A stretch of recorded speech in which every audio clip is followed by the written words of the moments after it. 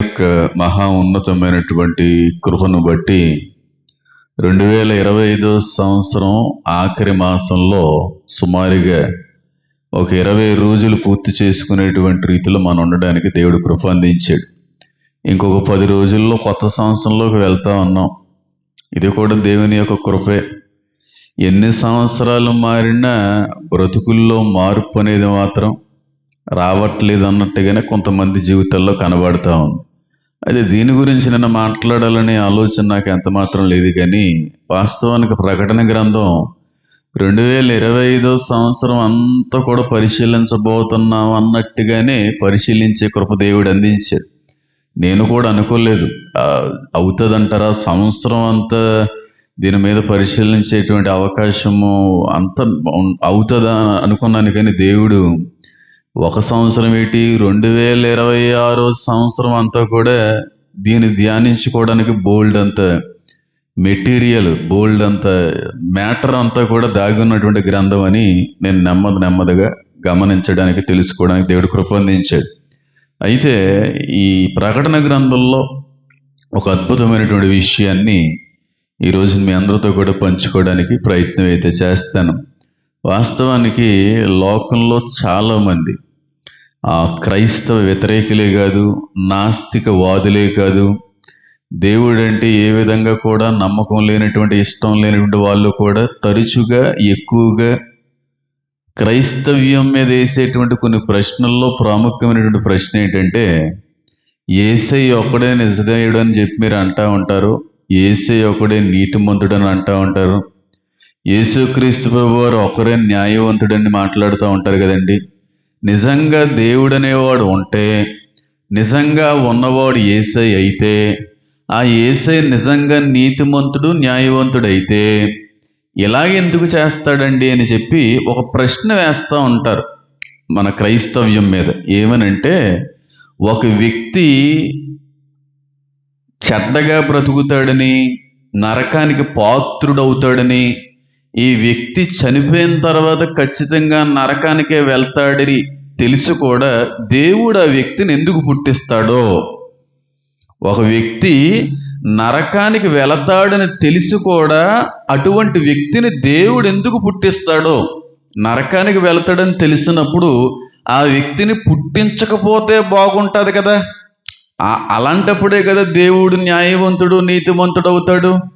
ఒక వ్యక్తి పూర్తిగా నరకానికి పాత్రుడు అవుతాడని తెలిసి కూడా ఆ వ్యక్తిని దేవుడు ఎందుకు పుట్టించాలి అనేటువంటి ప్రశ్న చాలామంది వేస్తూ ఉంటారు. ఎప్పుడన్నా మీరు ఎదుర్కొన్నారో లేదో నాకు తెలియదు, కానీ నా ఈ పరిచర్య కాలంలో చాలా సందర్భాల్లో ఈ ప్రశ్న అనేటువంటిది నేను ఎదుర్కొన్నాను. ఇదే ప్రశ్నని మరొక విధంగా కొంతమంది అడుగుతూ ఉంటారు. ఏమనంటే, ఇప్పుడు దేవుడు అనేటువంటి వాడు న్యాయవంతుడైతే ఆ పుట్టించేవాడిని క్రైస్తవ కుటుంబంలోనే పుట్టించవచ్చు కదా. ఒక ముస్లిం కుటుంబంలో, ఒక హైందవ కుటుంబంలో, దేవుని ఎరగనటువంటి కుటుంబంలో పుట్టించడం దేనికి? ఆ వ్యక్తి క్రీస్తుని అంగీకరించడం తెలిసి కూడా ఎందుకు అలా పుట్టించడం? పుట్టించేది ఏదో క్రైస్తవులుగానే అందరినీ పుట్టించవచ్చు కదా. ఒక వ్యక్తి చనిపోయి మరణించి నరకానికి వెళతాడని ఎరిగిన ఈ దేవుడు, సర్వ జ్ఞానము కలిగినటువంటి దేవుడు, భూత భవిష్యత్ కాలములను ఎరిగినటువంటి దేవుడు ఎందుకు ఒక వ్యక్తి నరకానికి వెళతాడని తెలిసి కూడా భూమి మీద పుట్టిస్తాడో అని కొంతమంది ప్రశ్న వేస్తూ ఉంటారు. దీనికి సంబంధించినటువంటి జవాబు మాత్రమే కాదు, కానీ మన జీవితంలో కూడా అనేక ప్రశ్నలు ఉన్నాయి. ఆ ప్రశ్నలకి జవాబు ఇచ్చేటువంటి సందేశం ఉంటుందని నేను నమ్ముతా ఉన్నాను. ఇలాంటి ప్రశ్న ఎవరన్నా విన్నారా? నరకానికి వెళ్తాడని తెలిసి ఎలా పుట్టించాడు? ఇస్కరియోతు యోధ పుట్టకపోయి ఉంటే బాగుండని అన్నటువంటి దేవుడు పుట్టించకపోయి ఉంటే బాగుండు కదా అన్నాడు కదా యేసయ్య క్లియర్గా. అసలు ఈ వ్యక్తి పుట్టకపోయి ఉంటే బాగుండును అన్నప్పుడు ఆ వ్యక్తిని పుట్టించకుండా ఉండుంటేనే ఇంకా బాగుండు కదా. ఇలాంటి చాలా రకాలైనటువంటి ప్రశ్నలు వస్తుంటాయి. కొన్నిసార్లు నవ్వుకుంటూ ఉంటాను, కొన్నిసార్లు ఆలోచనలో కూడా నడిపిస్తూ ఉంటాయి కొంతమంది ప్రశ్నలు. కొన్ని ప్రశ్నలకి నవ్వుతో పాటుగా ఎక్కడ నుంచి వస్తారా బాబు వీళ్ళు అన్నట్టుగా కూడా అనిపిస్తూ ఉంటుంది. ఎందుకంటే పూర్తిగా బైబిల్ చదవకుండా వచ్చేటువంటి ప్రశ్నలు ఎలా ఉంటాయో కూడా తెలుసు. పూర్తిగా బైబిల్ ఎరిగి చదివిన వాడు వేసే ప్రశ్న ఎలా ఉంటుందో, పూర్తిగా బైబిల్ చదవకుండా ప్రశ్నించేటువంటి వ్యక్తి అనుభవాలు ఎలా ఉంటాయో నాకు బాగా అర్థమవుతుంది. కాబట్టి సరే, అయితే ఎందుకు అనేటువంటి దానికంటే కూడా ఈ రోజున ఒక విషయాన్ని మీ అందరితో కూడా పంచుకునే ప్రయత్నం చేస్తాను. చూడండి, ప్రకటన గ్రంథము 22వ అధ్యాయాన్ని కానీ మనం గమనించినట్టయితే అక్కడ ఒక అద్భుతమైనటువంటి మాట రాయబడి ఉందండి. దాన్ని చాలామంది చాలా చిన్న విషయంగా, పెద్దగా ఇందులో ఏమీ కూడా అంత గొప్ప విషయం ఏమీ లేదన్నట్టుగా ఆ వచనాన్ని పరిగణిస్తూ ఉంటారు. కానీ దాని వెనకాల ఉన్నటువంటి ఆంతర్యార్థం మాత్రం చాలా మందిలో మార్పు కలిగించేటువంటి దానిగానే ఉందని నేనైతే గమనించాను. ప్రకటన గ్రంథము 22వ అధ్యాయము 10వ వచనం నుంచి నేను చదువుతున్నాను. చూడండి, మరియు అతడు నాతో ఇలాగు చెప్పెను, ఈ గ్రంథమందున్న ప్రవచన వాక్యములకు ముద్ర వేయవలదు, కాలము సమీపమై ఉన్నది, అన్యాయము చేయువాడు ఇంకనూ అన్యాయమే చేయనిమ్ము, అపవిత్రుడైన వాడు ఇంకనూ అపవిత్రుడుగానే ఉండనిమ్ము, నీతిమంతుడు ఇంకనూ నీతిమంతుడుగానే ఉండనిమ్ము, పరిశుద్ధుడు ఇంకనూ పరిశుద్ధుడుగానే ఉండనిమ్ము. ఇదిగో త్వరగా వచ్చుచున్నాను, వాని క్రియ చొప్పున ప్రతి వానికి ఇచ్చుటకు నేను సిద్ధపరిచిన జీతము నా యొద్ద ఉన్నది అనేటువంటి మాట కనబడుతూ ఉంది. ఎవరైతే ఇలాంటి ప్రశ్నలు వేస్తూ ఉంటారో, నరకానికి ఒక వ్యక్తి వెళ్తాడని కూడా దేవుడు ఎందుకు పుట్టిస్తాడనేటువంటి ఆలోచన ఎవరిలో అయితే మొదలవుతూ ఉంటుందో అట్టి వారి వచనాన్ని చదివితే చాలా సంపూర్ణ అర్థంలోకి వారిని నడిపిస్తుందని నేను అనుకుంటా ఉంటాను.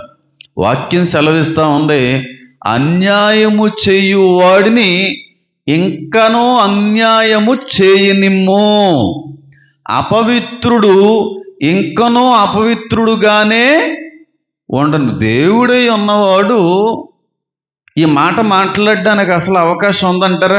దేవుడు పరిశుద్ధుడు కదా, దేవుడు ఉన్నవాడు కదా, దేవుడు సర్వశక్తిమంతుడు, అన్నిటికీ మించి ఆయన వంటి వాడు లేని వాడిగా మనకు పిలువబడుతున్నప్పుడు, కనబడుతున్నప్పుడు దేవుడు ఒక మనుషుని గురించి ఇలా మాట్లాడడం అనేటువంటిది కరెక్టేనా? అన్యాయము చేయవాడిని ఇంకా అన్యాయం చేయనే, అపవిత్రుడిగా బతికేవాడిని ఇంకా అపవిత్రంగానే బతకనే అని దేవుడు అంటున్నాడేంటి? అలా చెయ్యొద్దు అని అనాలి కదా, అలా ఉండకూడదు అని అనాలి కదా. అపవిత్రుడిగా ఉన్నవాడు పవిత్రుడిగా మారాలి అని అనాలి. కానీ అక్కడ దేవుడు ఏం మాట్లాడుతున్నాడంటే, కాలము సమీపమై ఉన్నది గనుక అన్యాయం ఎవరన్నా చేస్తున్నారా, వాడిని చేయని, ఇంకా అన్యాయం చేయని. ఒకవేళ అపవిత్రంగా ఎవరన్నా జీవిస్తున్నారా, ఇంకా అపవిత్రంగా జీవించని. ఎందుకో తెలుసా? ఎవని క్రియకు తగిన జీతాన్ని నేను ఇవ్వడానికి త్వరగా వచ్చుచున్నాను. దేవుడు ఎప్పుడూ కూడా హద్దులు పెట్టే దేవుడు కాదు, పరిమితులు పెట్టే దేవుడు కాదు. దేవుడు ప్రతి ఒక్కరికి కూడా స్వేచ్ఛ, స్వతంత్రత అనేటువంటిది ఇచ్చాడు. బాగా గుర్తుపెట్టుకోండి ఈ మాటని. అంతేకాని చాలామందికి అర్థం కాక విధంగా మాట్లాడుతూ ఉంటారు, కానీ మరొక ఉద్దేశం అయితే ఏం కాదు. దేవుడు ఎప్పుడు కూడా పరిమితులు పెట్టాడు, దేవుడు ఎప్పుడూ కూడా హద్దులు పెట్టాడు. ఒక 4 గోడల మధ్యన ఉంచి నువ్వు ఇక్కడే ఉండాలి, బయటికి రాకూడదు అని అండవు. కొన్ని విషయాలు మంచి చెడులు చెప్తాడు, ఇలా ఉంటే బాగుంటాయి, ఇలా ఉంటే బాగోవు అని చెప్తాడు. అలా ఉండాలన్నా ఉండకపోవాలన్నా మన చేతిలోనే ఉంది. మనం ఉండట్లేదని చెప్పి దేవుడేమో వద్దురా వద్దురా వద్దురా అని ఆపేయడానికి ప్రయత్నం చేయడు. అలాగైతే ఆదాముని ఎప్పుడూ ఆపేందు. అవ్వ తినకూడనటువంటి వృక్షఫలం తింటున్నప్పుడు, అమ్మ ఎందుకు తింటున్నావు అని అనలేదు, తిన్నిచ్చాడా తిన్నవలేదా? అపవిత్రుడిని కూడా దేవుడు ఉండనిస్తాడు. అలాగా పాపాత్ముడు పాపంలో కొనసాగుతున్నాడా, ఏవి అండో, ఇంకా ఉండనే ఇంకా చెయ్యని, వాడికి ఇవ్వవలసిన జీతం ఉంది కదా, ఇచ్చే సమయంలో చూసుకుందాం ఈ లెక్కలన్నీ అని అనుకునే దేవుడే తప్ప, ఒరే అలా కుదరదురా ఇలా కుదరదురా అనే దేవుడు కాదు మన దేవుడు. ఇది మొట్టమొదటి విషయం. ఎంతమందికి అర్థమైంది? పరిమితులు, హద్దులు, నియమాలు పెట్టడు, కొన్ని ఫండమెంటల్స్ నేర్పించాడు, కొన్ని లాస్ అనేటువంటివి దేవుడు మనకిచ్చాడు. నువ్వు అలా బ్రతకాలన్నా బ్రతకకూడదన్నా అది నీ ఇష్టం. చాయిస్ నీది. అంతేకాని అపవిత్రుడైన వాడు ఇంకనో అపవిత్రుడుగానే ఉండనిమ్ము అని అంటే దాని అర్థం ఏంటంటే, ఇంకా అపవిత్రుడిగా ఉండడం అనేది దేవుడికి ఇష్టమని కాదు. నువ్వు ఉండాలనుకుంటున్నావు కాబట్టి ఉండు. నీ చాయిస్ అది, నిన్నేం కాదనట్లేదు. నీకు అదే నచ్చింది కనుక నువ్వు అలాగే బ్రతకాలనుకుంటున్నావు కదా, ఉండనిమ్ము. ఎంతకాలం ఉంటావు ఉండు, నేను నిన్నేమన్నా అంటుంటారు లేదా కొంతమంది. ఏమండి, ఎంత ఎలాంటి వాడు అన్నాడు, ఎన్ని మర్డర్లు చేశాడండాడు, ఎన్ని హత్యలు చేశాడండి, ఎంతమందిని రేప్ చేశాడండి, ఎంతమంది ఉసురు పోసుకున్నాడండి, ఎంతమందిని అన్యాయం చేశాడండి. అలాంటి వాళ్ళు కూడా మాకంటే వాళ్ళే బాగుంటున్నారండి. పరిశుద్ధంగా నీతిగా న్యాయంగా బ్రతికే వాళ్ళ కంటే కూడా ఇలాంటి అన్యాయస్తులే రోజు రోజుకి ఎదుగుతున్నారండి అన్నట్టుగా కొంతమందికి ఇలాంటి ఆలోచన కూడా రావచ్చు. దేవుడు అలాంటి వాళ్ళని ఎదగనిస్తాడో బాగా గుర్తుపెట్టుకోండి. అన్యాయం చేసేవాడిని అన్యాయం చేస్తున్నప్పుడు ఆపే దేవుడు కదా ఆయన. నువ్వు ఇంకా అన్యాయంలోనే బ్రతకాలని కోరుకునే వ్యక్తి అయితే ఇంకా అన్యాయస్తుడిగానే ఉండనిస్తాడు. ఉండనే అని చెప్పి టైం వచ్చినప్పుడు ఎవరికి ఇవ్వవలసిన జీతాలు వాళ్ళకి ఇవ్వడానికి రెడీగా ఉండే దేవుడైన. కాబట్టి చూడండి, నాకు ఇంటర్వ్యూలో కూడా ఒక వ్యక్తి ఈ ప్రశ్న వేశారు. దేవుడు అంటే హేమన్న గారు, ఇన్ని రేపులు జరుగుతున్నాయి, ఇన్ని హత్యలు జరుగుతున్నాయి, ఇన్ని ప్రతికూలమైనటువంటి పరిస్థితులు ఎదురవుతున్నాయి, ఇన్ని అన్యాయాలు జరుగుతున్నాయి, దేవుడు అనేటువంటి వాడు ఉండుంటే అవి జరగకుండా ఎందుకు చేయలేడండి? చెయ్యడండి. ఎందుకంటే ఆయన మాట ఇచ్చేశాడు, అంతిమ తీర్పు వరకు కూడా మరొక్కసారి భూమిని నాశనం చెయ్యను, ఎవరు ఎలా బ్రతికినా నేను ఎవరిని ఏమీ అనను. కానీ ఒక రోజు రాబోతుంది, ఆ రోజు తీర్పులో నిలవబెట్టి ఎవరు లెక్కలో వాళ్ళకి తేల్చేస్తాను అనే దేవుడు. హత్యలు చేయడానికి పురుగొలుపుతున్నాడని వాళ్ళకి స్వతంత్రత ఇచ్చాడని కాదు, చైనేను చూస్తుంటాడు దేవుడు కొన్ని సందర్భాల్లో. అది మనకు అర్థం కాక ఈ నాస్తికవాదులు అయితే మరీ ఎక్కువగా మాట్లాడుతూ ఉంటారు. ఎంత ఘోరమైనటువంటి పరిస్థితులు ఎదురవుతున్నా దేవుడు ఆపలేడా, చూస్తూ ఎలా ఊరుకోగలుగుతున్నాడు అని అంటూ ఉంటారు. కానీ వాక్యం తెలియక వాళ్ళు మాట్లాడుతూ ఉంటారు. వాక్యంలో రాయబడిన మాట, అన్యాయం ఎవరన్నా చేస్తున్నాడా, ఇంకా అన్యాయం చేయనే. అపవిత్రంగా ఒక వ్యక్తి బతుకుతున్నాడా, ఇంకా అపవిత్రంగానే బతకనే. పరిశుద్ధుడు ఇంకా పరిశుద్ధుడిగానే ఉండని అంటున్నాడా లేదా అక్కడ? అంతేగాని కుదరదు, అన్యాయం చేయవాడు కుదరదు అని ఏం అనట్లేదు అక్కడ. ఆయన ప్రతిదానికి ఏముంది? టైం ఉంది ప్రతిదానికి. ఇది మొట్టమొదటి విషయం.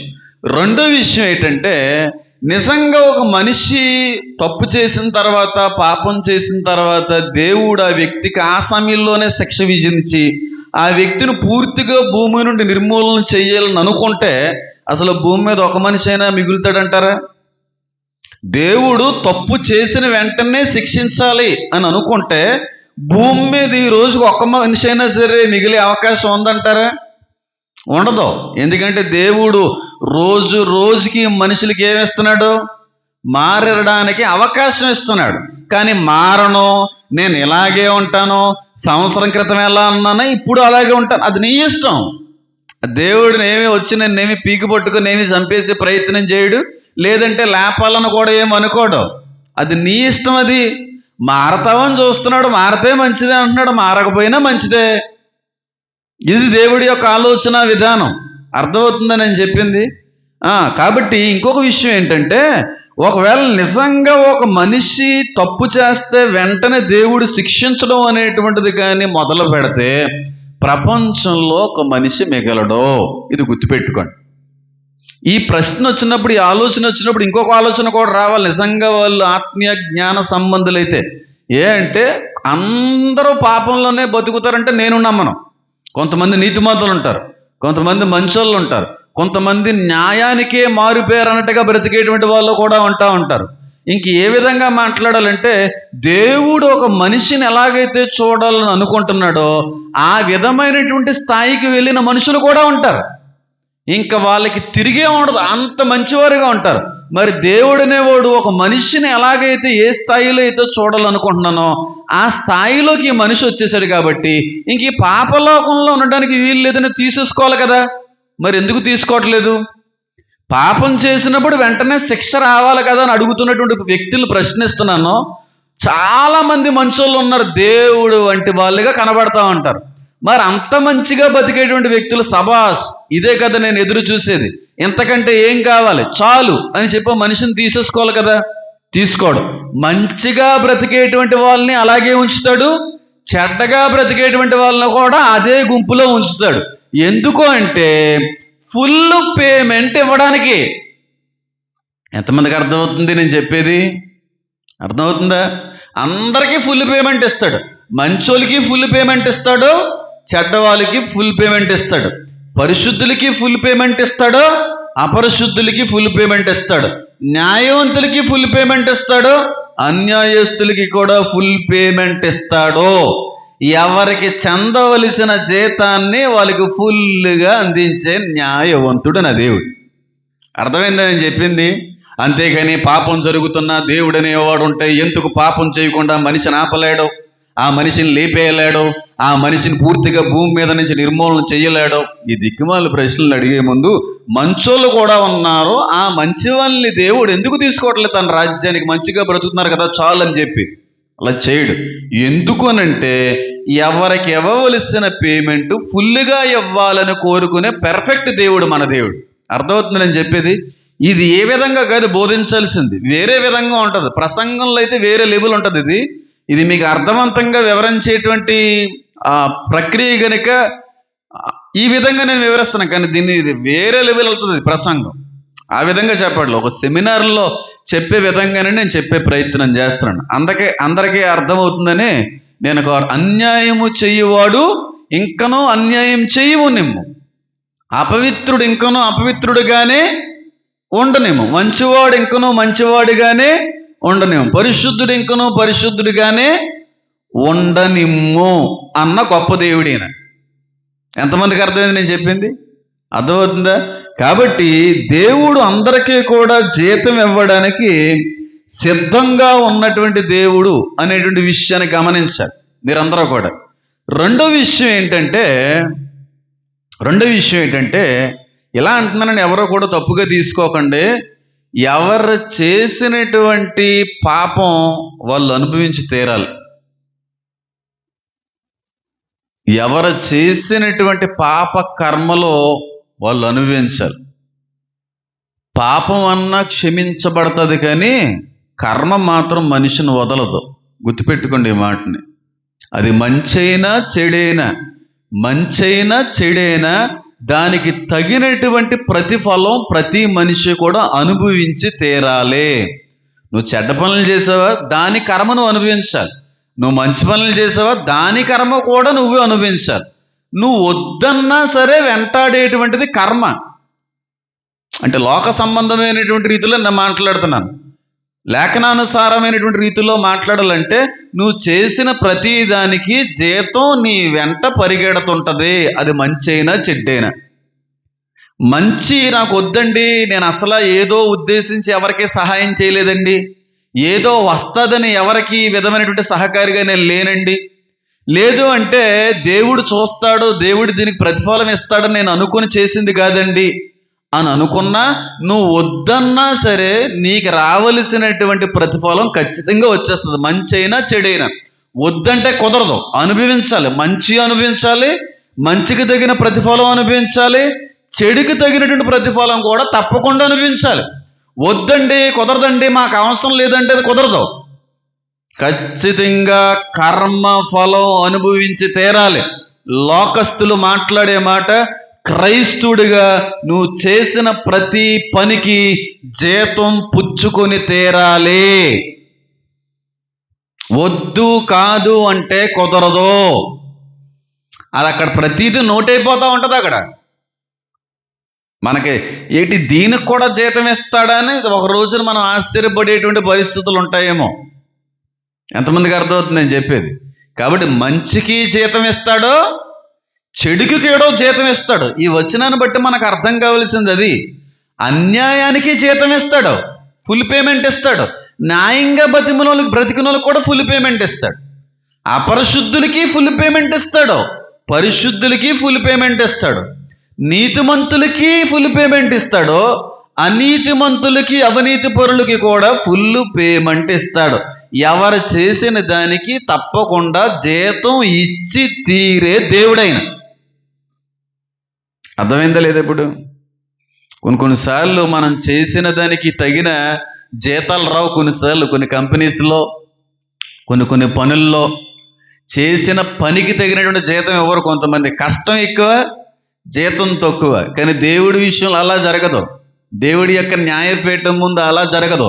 నువ్వు ఎంత కష్టపడితే అంత జీతం ఇచ్చేస్తాడు. మంచిగా ఉండడానికి కష్టపడినా, చెడ్డగా ఉండడానికి కష్టపడినా దానికి తగిన జీతం ఖచ్చితంగా నీ బ్యాంక్ అకౌంట్లో పడిపోతూ ఉంటుంది.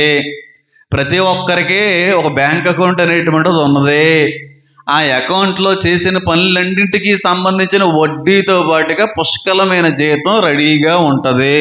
అది విశ్వాస అయినా, పాస్టర్ అయినా, అది ఎవడైనా జీతం పుచ్చుకోక తప్పదు. అర్థమైందా లేదా ఇప్పుడు నేను చెప్పింది? కాబట్టి ఎలాగ జీతం, ఎవరి జీతం వాళ్ళే సంపాదించుకుంటున్నారు కనుక మనం ఎందుకు ఆపడం? వాళ్ళని అలాగే వదిలేద్దాం. ఎందుకంటే నేను స్వేచ్ఛ ఇచ్చాను కదా లోకానికి. నేనేమి గీత గీసి గీత దాటకూడదని ఏమనలేదు కదా. దాటాలన్నా నీ ఇష్టమే, దాటకుండా నిలవాలన్నా నీ ఇష్టమే అన్నటువంటి దేవుణ్ణి. ఆదాముని దేవుడు ఏదైనా తోటలో నుంచి బయటికి నెట్టేశాడు అంటున్నారు కదా. ఎందుకు నెట్టేశాడు? కావాలని నెట్టేశాడా? లేకపోతే ఆదామంతటా ఆదాము బయటికి నెట్టివేయబడేటువంటి పరిస్థితిని కొని తెచ్చుకున్నాడా? ఆయన తీసుకున్న పనిది. వద్దన్న పని చేశాడు, దేవుని సముఖం నుంచి నెట్టివేయబడ్డాడు. దేవుడు ఉండు అన్నట్టుగా కానీ ఉండుంటే ఆ పరిస్థితి రాకపోదును కదా. కాబట్టి చాయిస్ అనేది ఎవరి చేతిలో ఉంది? మన చేతిలో ఉంది. అది మనకు సంబంధించింది. అది దేవుడికి సంబంధించింది కాదు. దేవుడు ఏంటండి ఇలా నలగొట్టేస్తున్నాడు మమ్మల్ని, ఇన్ని ఇబ్బందులు పాలు చేసేస్తున్నాడు మమ్మల్ని. ఎంత నీతిగా ఉంటామండి, ఎంత పరిశుద్ధంగా ఉంటామండి, ఎవరిది ఆశించకుండా బ్రతికేటువంటి మనిషిలో అండి మేము. ఎంత బాగా బ్రతుకుతున్నప్పటికీ కూడా ఎన్ని కష్టాలు, ఎన్ని ఇబ్బందులు ఎందుకండి అని అనుకుంటూ ఉంటారు కొంతమంది. అన్ని కష్టాల్లో కూడా ఎక్కడ దారి తప్పిపోకుండా, ఎక్కడ అవినీతికి చోటు ఇవ్వకుండా బ్రతికేవి చూడు, దానికి కూడా జీతం భూలోకంలో అనుగ్రహించబడిన దానికంటే పరలోకంలో నువ్వు పొందుకుంటావు. ఓ మాట చెప్తున్నాను చూడండి.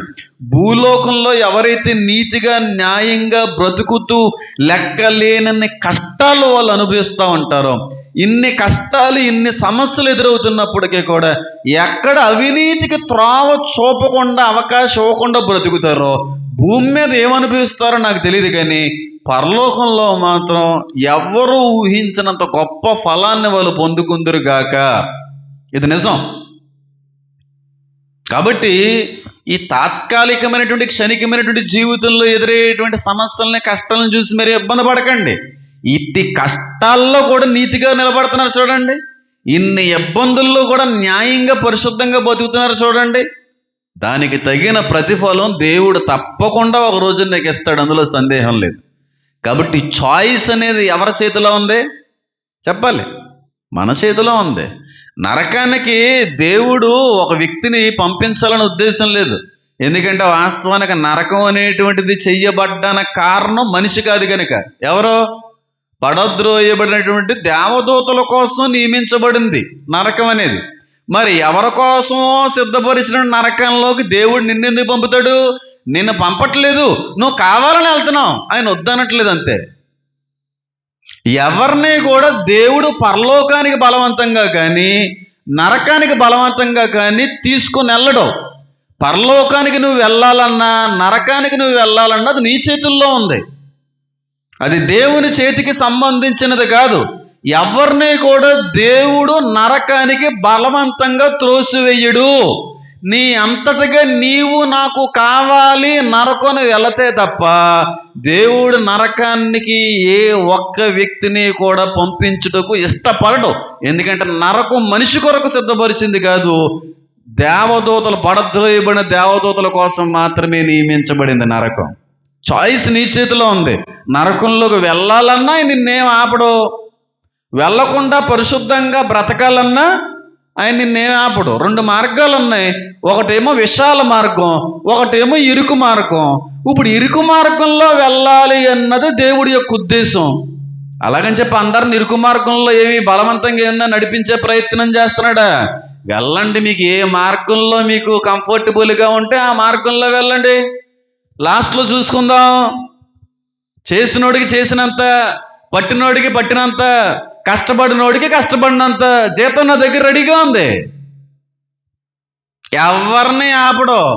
చూసి చూడనట్టుగా వెళ్ళవయ్యా, నువ్వు వెళ్ళవయ్యా, నేను చూసుకుంటాను. లాస్ట్లో చివరిలో చూసుకుందాంలే, ఇప్పుడు ఎందుకు ఓ కంగారు పడిపోతావు? వెళ్ళు, ఎంతవరకు వెళ్తావో అంతవరకు వెళ్ళు. కష్టపడినోడికి కష్టపడినంత అంటున్నాను కదా, పట్టినోడికి పట్టినంత అంటున్నాను కదా. ఆ పట్టు ఎంతసేపు పడతావు, ఎంతకాలం పడతావో అనే దేవుడే తప్ప అయ్యయ్యో వద్దమ్మా గద్దేస్తాడు పరిశుద్ధాత్ముడు. ఒక లిమిట్, లేదంటే నీ ఇష్టం అంటాడు,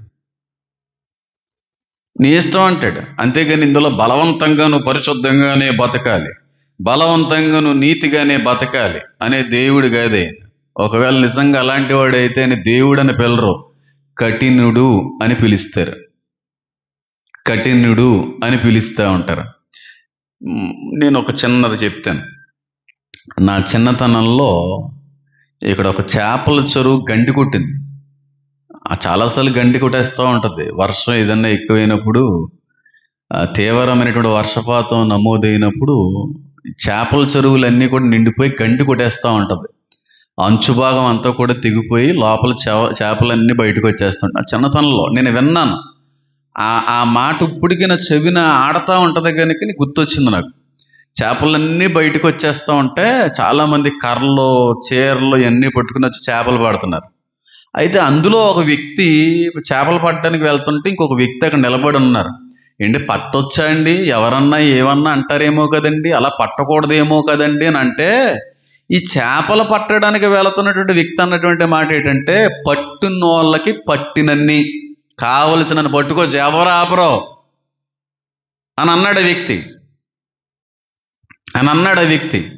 అవునా, ఎంతైనా పట్టుకొచ్చు అన్నమాట, కావలసినన్ని పట్టుకొచ్చు అన్నమాట అని అనుకున్నాడు. కానీ అది నీది కాదు. ఆ చేపల చెరువు ఓనర్ కూడా తల పుట్టుకుని ఏడుస్తూ ఉంటాడు ఏదో ఒక చోట. చాలా కష్టపడ్డాను, చాలా పెట్టుబడి పెట్టాను, ఇదంతా కూడా నిరుపయోగంగా మారిపోయిందని ఏడుస్తూ ఉంటాడు చూడు. అలాంటి వ్యక్తి యొక్క ఏడుపు మాత్రం ఏదో ఒక రోజున జీతంగా పుచ్చేసుకుంటావు. ఎందుకంటే పరాయి వాని యొక్క సొమ్మును నువ్వేం చేయకూడదు, ఆశించకూడదు. నీది నువ్వు ఆశపడడంలో తప్పేం లేదు. నీది కాని దాన్ని ఇష్టపడినా ఆశపడినా దానికి తగిన భారీ మూల్యము తప్పకుండా అనుభవించి తీరతావు. అన్యులు దాన్ని కర్మఫలము అంటారు. నేను బైబిల్ అనుసంధానంగా నీ పాపపు జీతము ఇస్తాడు, ఫుల్గా ఇస్తాడు పేమెంట్. ఎవరికి ఇవ్వవలసింది వారికి చక్కగా ఫుల్గా. మనకే ఆశ్చర్యం వేస్తుంది, ప్రభువా ఎంత జీతం నేను ఎప్పుడు సంపాదించానయ్యా, ఎంత కష్టం నేను ఎప్పుడు పడ్డానే. ఎందుకు పడో, ఎంత క్లియర్గా రాయబడి ఉందండి ప్రకటన గ్రంథంలో. పైగా గ్రంథంలో ఉన్న వాటిని తీయొద్దు, లేని వాటిని కలపొద్దు. అంత శక్తివంతమైనటువంటి రీతిలో రాయబడినటువంటి పుస్తకం. ఆ పుస్తకంలో రాయబడినటువంటి స్వచ్ఛ నిజం ఏంటో తెలుసా? ఎంత అన్యాయంగా బతికినా దేవుడు ఉండాలి, నువ్వు ఉండలాగా బతుకు, అలాగే ఎంతకాలం బతుకుతావు, చచ్చిపోయే వరకు బతుకుతావు, అలాగే బతుకు. నేనేమి అన్నాను నిన్ను. కానీ కాలం సమీపంగా ఉంది. ఎవరి క్రియకు తగినటువంటి జీతాన్ని మాత్రం నేను ఎక్కడా కూడా తప్పిపోకుండా ఇచ్చేస్తాను. అదే మాట్లాడుతున్నాడు. వాని క్రియ చొప్పున ప్రతి వానికి ఇచ్చుటకు నేను సిద్ధపరిచిన జీతం నా యొద్ద ఉన్నదే. సిద్ధపరిచాడు. నువ్వు చేసిన ప్రతిదానికి, మంచికి చెడుకి, ఈ రెండు అనుభవించాలి. నాకు ఒకటి కావాలి ఇంకొకటి వద్దండి అంటే కుదరదు. దేనికి సంబంధించిన దాని జీతం నువ్వు తప్పకుండా తీసుకోవాలి. ఆ జీతం తీసుకున్న తర్వాత నిన్ను ఎక్కడ పెట్టాలో, ఎక్కడ తోసేయాలో అదంతా కూడా ఆల్రెడీ ప్రీ ప్లాన్డ్ అయి ఉందో దేవుని దగ్గర.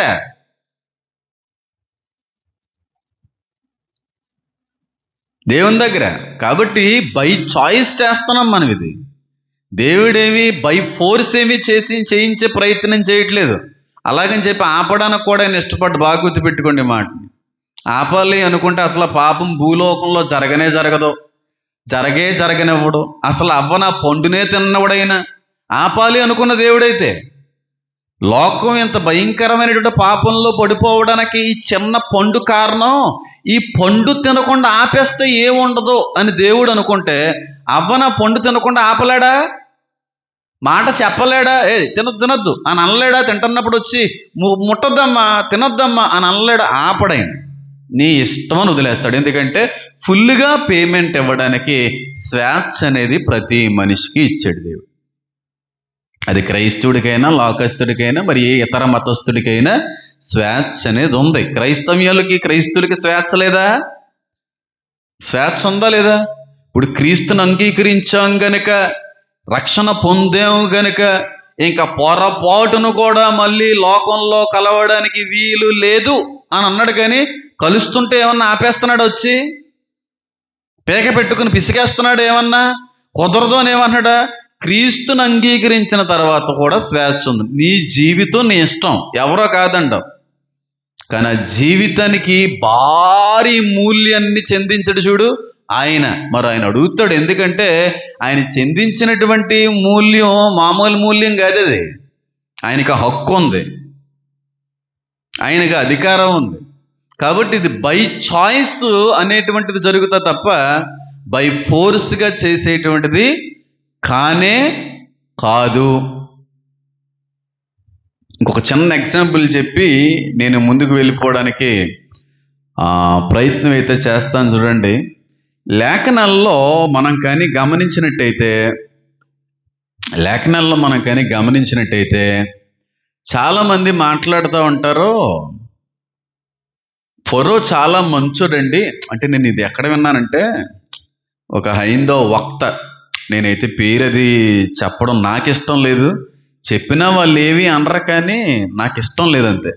వాళ్ళు ఏమన్నారంటే, ఏమండి ఫరో అంత భయంకరమైనటువంటి రీతిలో చచ్చిపోవడానికి కారణం ఎవరండి?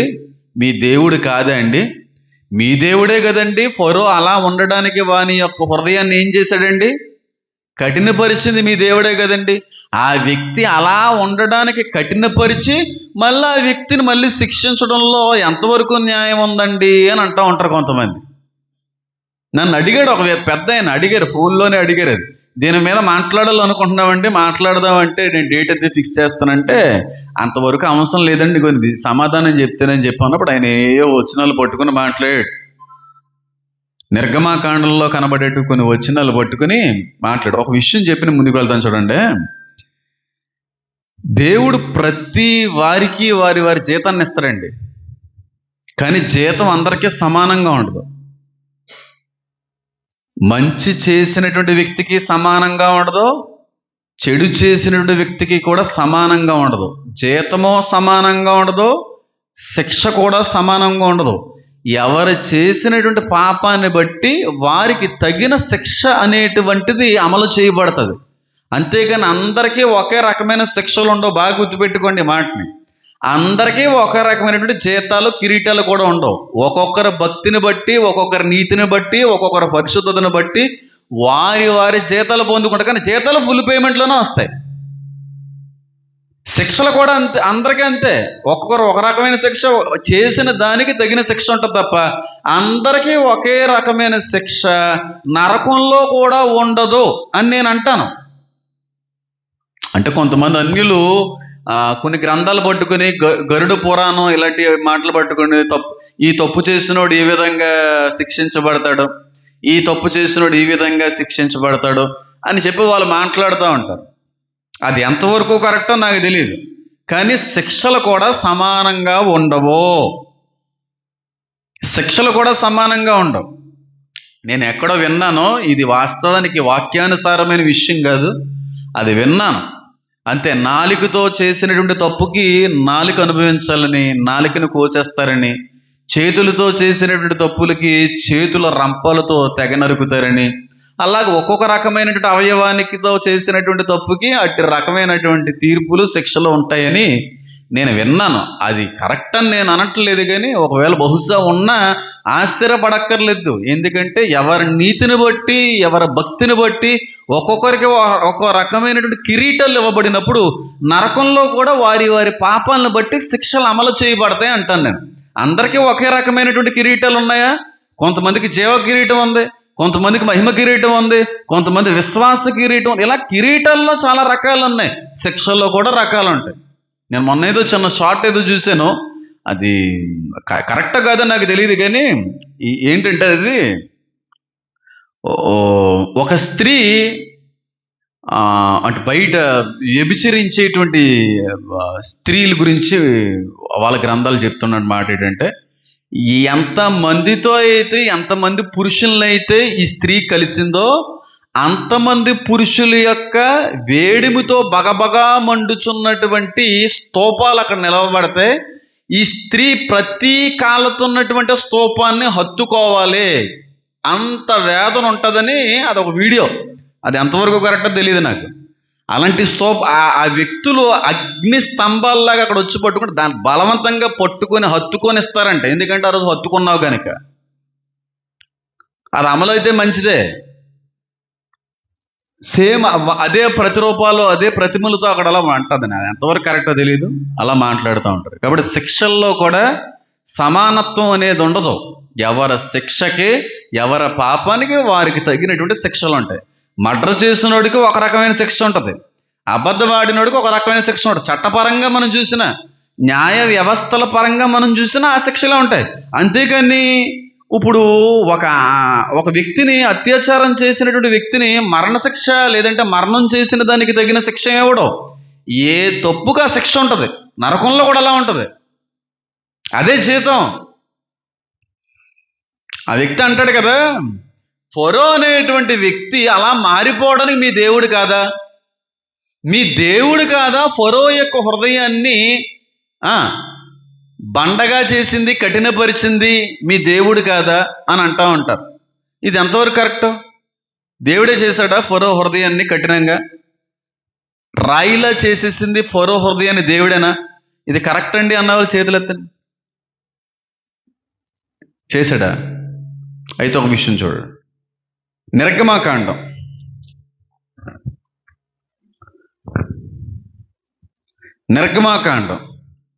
8వ అధ్యాయం 15వ వచనం. ఫరో ఉపశమనమును కలుగుటకు చూచి యెహోవా సెలవిచ్చినట్టు తన హృదయమును కఠినపరుచుకుని వారి మాట వినకపోయాను. ఎవరు హృదయం ఎవరు కఠినపరుచుకున్నారో? ఫరో హృదయం తనంతట తానుగానే కఠినపరుచుకున్నాడు. మరి దేవుడు కఠినపరిచాడు అంటారేటి? సగం సగం చదివితే ఇలాగే ఉంటుంది. ఇంకొక వచనం చూపిస్తాను, 22వ వచనం, అదే అధ్యాయం 22వ వచనం. అయితే ఫరో ఆ సమయము కూడా తన హృదయమును కఠినపరుచుకుని జనులను పోనీయడాయెను. ఇక్కడ కూడా హృదయం ఎవరు కఠినపరుచుకున్నారు? అలాగే 9వ అధ్యాయం 34వ వచనం.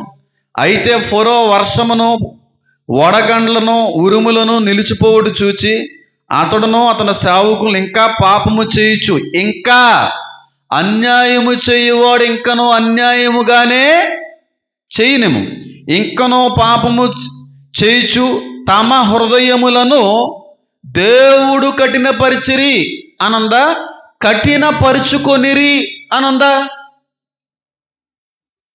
అంటే ఎవరు హృదయాన్ని ఎవరు కఠినపరుచుకున్నారు చెప్పాలి.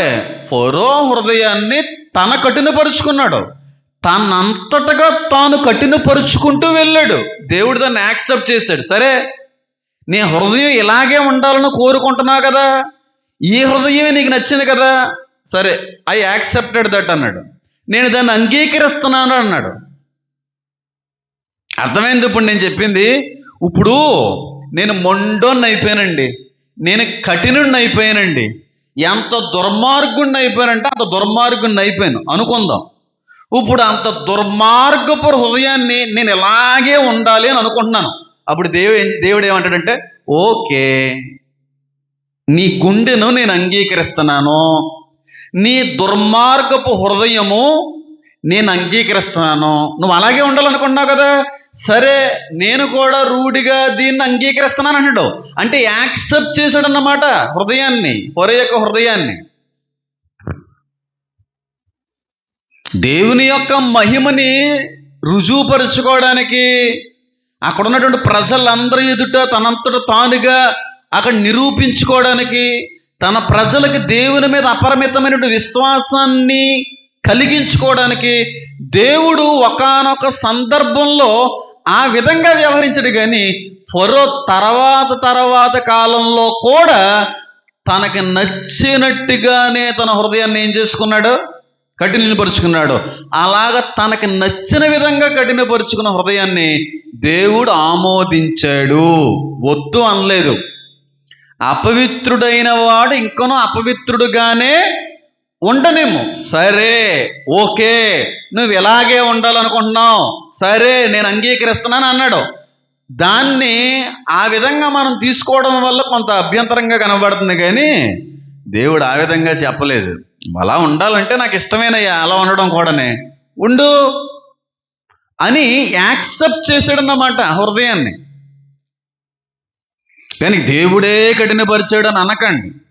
తర్వాత ఫరో తన హృదయాన్ని తనంతట తానుగానే, తనొక్కడే కాదు ఈ వ్యక్తిని బట్టి అక్కడ ఉన్న సేవకులు కూడా అలా మారారని ఉంది అక్కడ.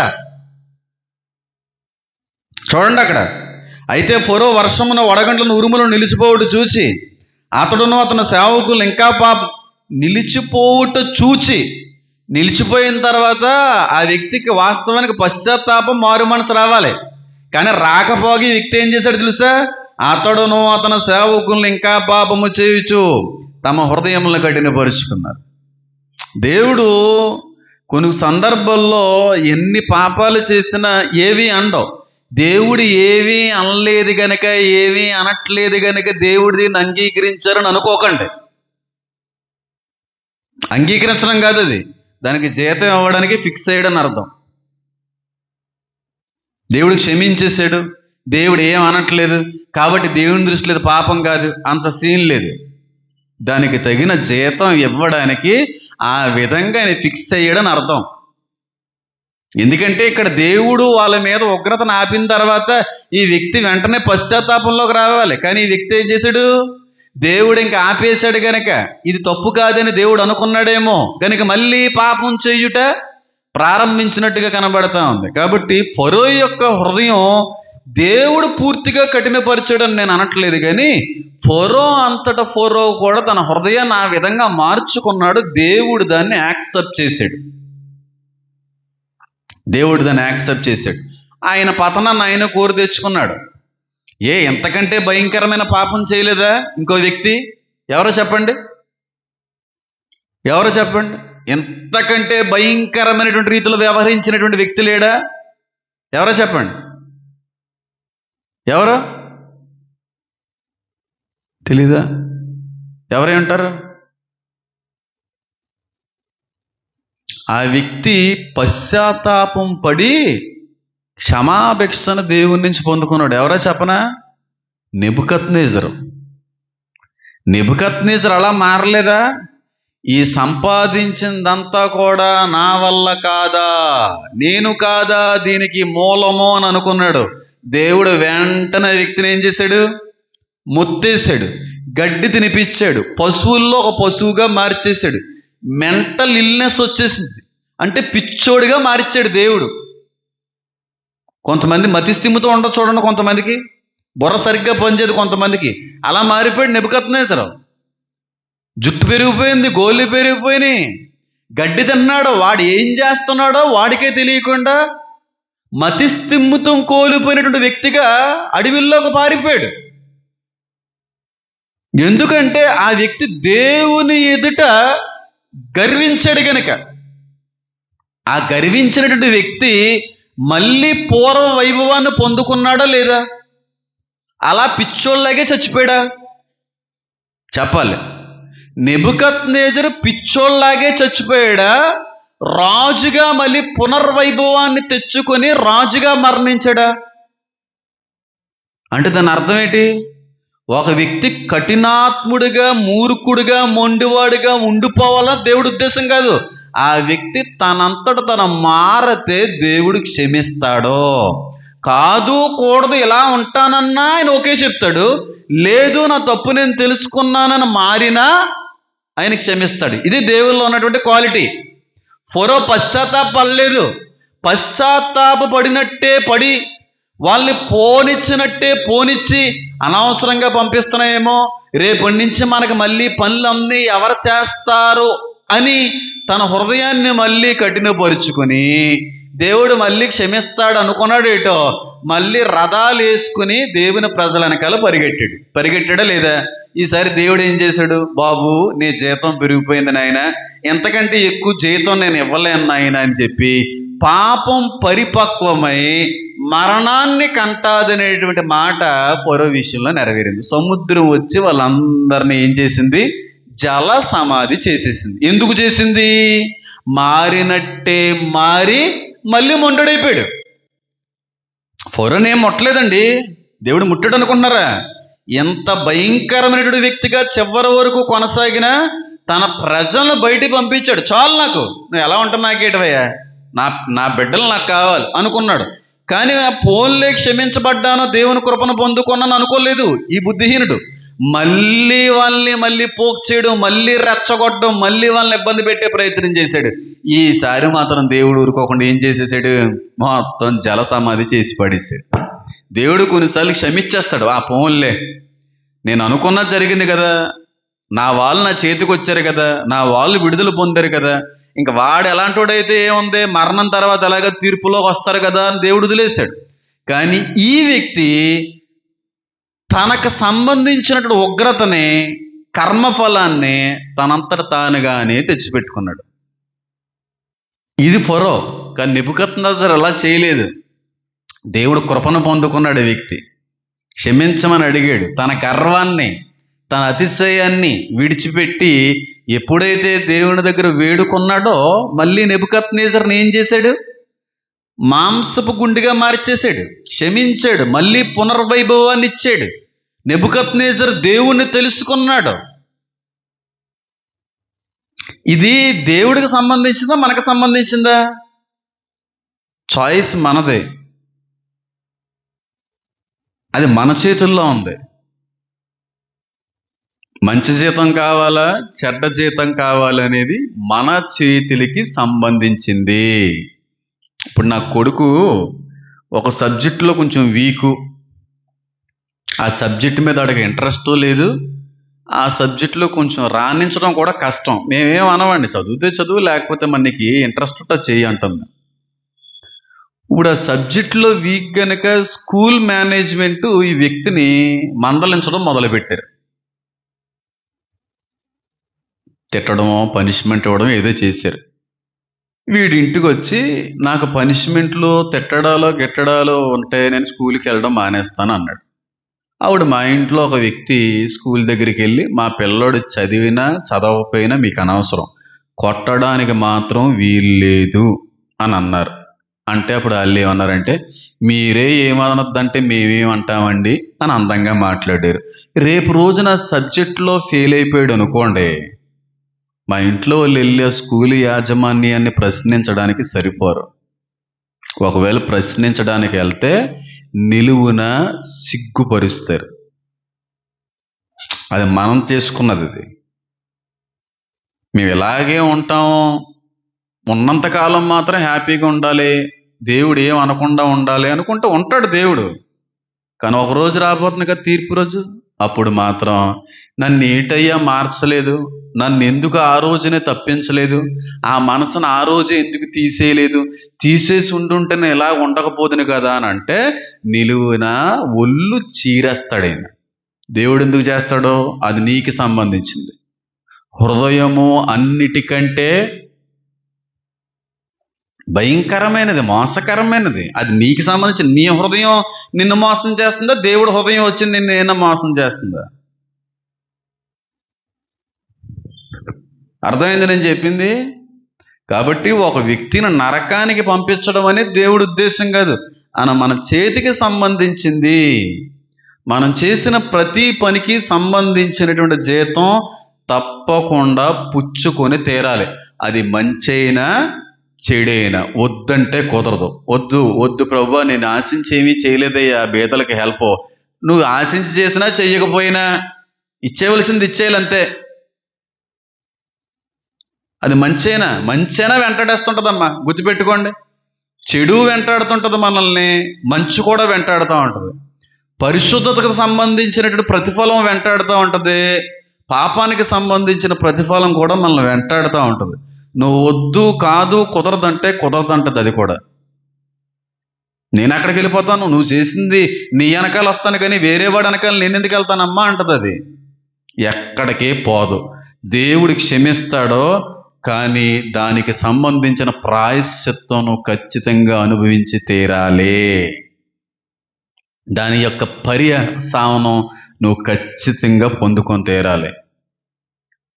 ఎక్కడా ఎవరిని వదలడు. వదిలి తీరే దేవుడు కాదు.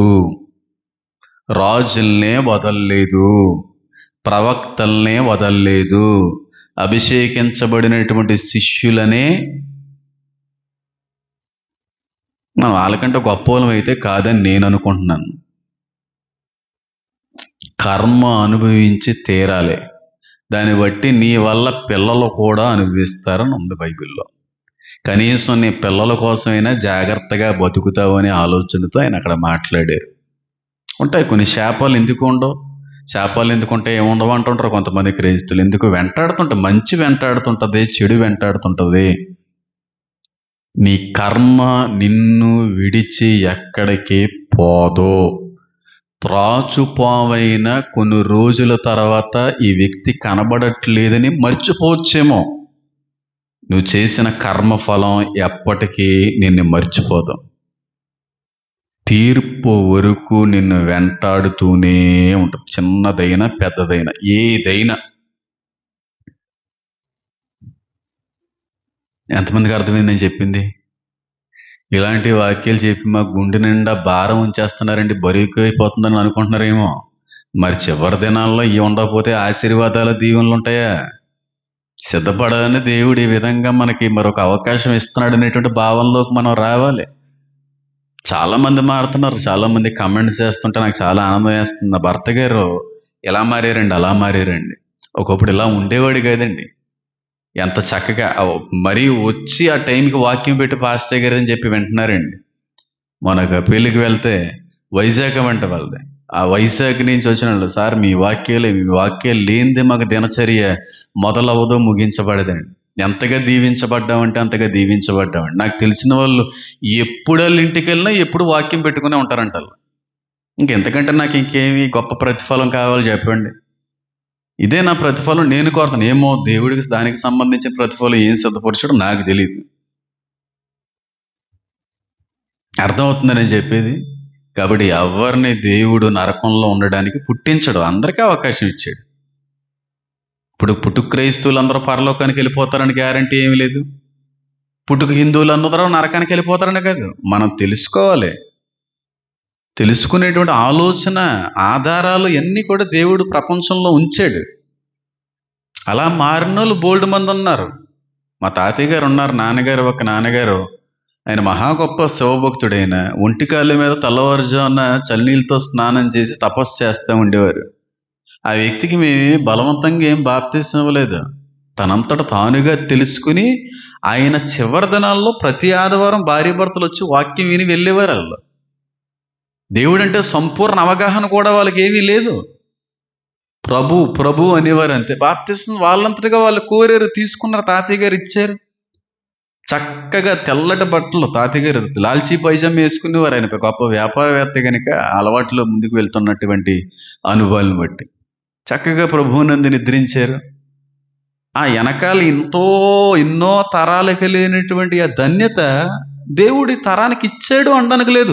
ఆ తరాలు మూర్ఖులుగా ఉన్నారేమో, ఈ తరంలో ఉన్నటువంటి వ్యక్తి మారడానికి ఒక మంచి అవకాశాన్ని తీసుకున్నాడేమో. ఎవరిని బలవంతం చేయడం? మత మార్పిడి, వీళ్ళు మార్చేశారు, వాళ్ళు మార్చేశారు. ఈ మతంలో పంపించేస్తున్నారు, ఆ మతంలో పంపించేస్తున్నారు. అదంతా ట్రాష్ అండి బాబు. చాలా ఒక్కొక్కసారి చాలా ఇబ్బంది పడుతుంటాను ఆ మాట నేను విన్నప్పుడు. దానికి తగిన రీతిలో నేను స్పందించవచ్చు, కానీ అలా మాట్లాడకూడదు. అవతల వాళ్ళకి అది అభ్యంతరకరంగా ఉండే అవకాశం ఉంటుంది. కానీ నేను ఎప్పుడు మాట్లాడను. ఏ మతాన్ని కించపరచను, ఎవ్వరి విశ్వాసాన్ని కించపరచను. కానీ జరగబోయేటువంటి విషయాలు లేఖనానుసారంగా కొంతమంది మాట్లాడుకొని, కొంతమంది రాసుకున్న గ్రంథాల్లో మాటలు చూపిస్తూ, ఇదిగోండి వాళ్ళంతటా వాళ్ళే చెప్పుకుంటున్నారంటే 9 సంవత్సరాలు పాలిస్తారంటే 7 సంవత్సరాలు పాలిస్తారంట. వాళ్ళు చెబుతున్నారు, వాళ్ళ గ్రంథాల్లో ఉంది, మన గ్రంథంలో కూడా అదే చెప్తా ఉంది కదా అని చెప్పి రుజువుపరిచే ప్రయత్నం తప్ప నేను ఎప్పుడు ఏ మతం జోలికి పోను, ఎవరి విశ్వాసాలను కించపరిచే విధంగా నేను ఉండబోను. అది మనకు తగదు, అది ఎప్పుడూ కూడా తగదు. అలాగైతే పౌలు గారు అన్యుల్ని ఎంత పొగిడాడు? అన్యుల్ని పౌలు పొగిడినట్టుగా ఇంకే అపోస్తులు కూడా పొగలేదేమో. మీ భక్తి చాలా గొప్పది, మీ విశ్వాసం నన్ను ఎంతగానో ఆకర్షించింది. అది లేదు ఈ రోజున. వాళ్ళు మరింత కఠినలుగా మార్చేటువంటి విధంగా మన సువార్త ఒకవేళ అక్కడ కనిపిస్తుందేమో. వాళ్ళ దేవతల గురించి మనకెందుకు, వాళ్ళ దేవుళ్ళ గురించి మనకెందుకు? మన దేవుడి గురించి ఏదో మనం చెప్పుకుంటే వెళ్ళిపోయాం అనుకోండి, ఏదో ఒక రోజున తెలిసి వచ్చే రోజు వచ్చినప్పుడు వాళ్ళ మాంసపు గుండెలుగా వాళ్ళ గుండెలు మారినప్పుడు ఈ మాటలు గుర్తొచ్చి తెలుసుకుంటారు. అంతేగాని అది కరెక్ట్ కదా, ఇది కరెక్ట్ కదంటే బాధేస్తూ ఉంటుంది. ఎందుకంటే పుట్టుకు నుంచి కూడా దేవుల్లో ఉన్నప్పుడు ఎవరికైనా బాధేనమ్మా. మన దేవుని తిడితే మనకెంత బాధ ఉంటుందో, అవతల వాళ్ళని దేవుని తిడితే వాళ్ళకి కూడా అంతే బాధ ఉంటుంది. ఎవరి దేవుల్ని ఎవరో తిట్టుకోవద్దు, ఎవరి దేవుళ్ళని వాళ్ళు ప్రకటించుకుందాం. దేవుని ఏర్పాట్లు ఉంటే రక్షించబడే వాళ్ళు రక్షించబడతారు. లేదు మేము ఇలాగే మొండివారిగా కఠినలుగానే ఉండిపోదామన్న దేవుడు ఏం అనట్లేదు. లేఖనాల్లో ఒక అద్భుతమైనటువంటి మాట, దేవుడు జీతం ఇచ్చే రోజు ఒకటి ఉంది. జీతం అందరికీ ఇస్తాడు, తగిన జీతం, నిండు జీతం, సంపూర్ణ జీతం. ఎవరికి చెందవలసిన జీతాన్ని వారికి దేవుడు తప్పకుండా ఇచ్చి తీరతాడో. జీతం పొందుకునే, జీతం ఇచ్చే రోజు ఒకటి ఉంది, అది గుర్తుపెట్టుకోండి. నీ నోటి మాటలు కూడా లెక్క చెప్పవలసిన అవసరం ఉంది. ఇటు నోటి మాటలను కూడా ఆయన రాసేస్తున్నాడంటే పుస్తకంలో అర్థం చేసుకోండి. ఇటు మనం మాట్లాడే మాటను కూడా ఆయన నమోదు చేస్తున్నాడంటే అర్థం చేసుకోండి. ఎంత పెర్ఫెక్ట్గా మనిషిని ఆయన క్యాలిక్యులేట్ చేస్తూ, అనలైజ్ చేస్తూ ఎప్పటికప్పుడు నమోదు చేస్తున్నాడు అర్థం చేసుకోండి. ప్రతీది నోట్ అయిపోతుంది. మృతులైన వారందరూ ఆయన ఎదుట హాజరయ్యారని ఉంది బైబిల్లో. ఇది పరిస్థితి. అది మనకు సంబంధించింది. దేవుడు ఎప్పుడు వచ్చి ఆపే ప్రయత్నించి చెప్తాడు, వాక్యం ద్వారాగా, పాస్టర్ గారి ద్వారాగా, పరిశుద్ధాత్మ ప్రేరేపణ మూలంగా చేస్తూ ఉంటాడు. అది కూడదు ఇంకా కర్మ అనుకుంటే వెళ్ళిపోవడం, ఇంకా అలాగే లాస్ట్లో చూసేసుకుందాం, ఇంకా వడ్డీతో పోటీ ఇచ్చేస్తానంటాడు ఆయన. తీసేసుకోవడం రెడీగా ఉంటే ఉండిపోండి, అంతేగాని మేము ఇలాగే ఉంటామండి, ఇంకా అది మారమండి, ఇంకా అది మళ్ళీ మారే అవకాశం మీ ఇష్టం. అది ఎవరు వద్దన్నారు, ఎవరు కాదన్నారు. కళ్ళు మూసుకుందాం, ప్రార్థన చేసుకుందాం. నా దేవా, నా తండ్రి, నా ప్రభువా, మీకు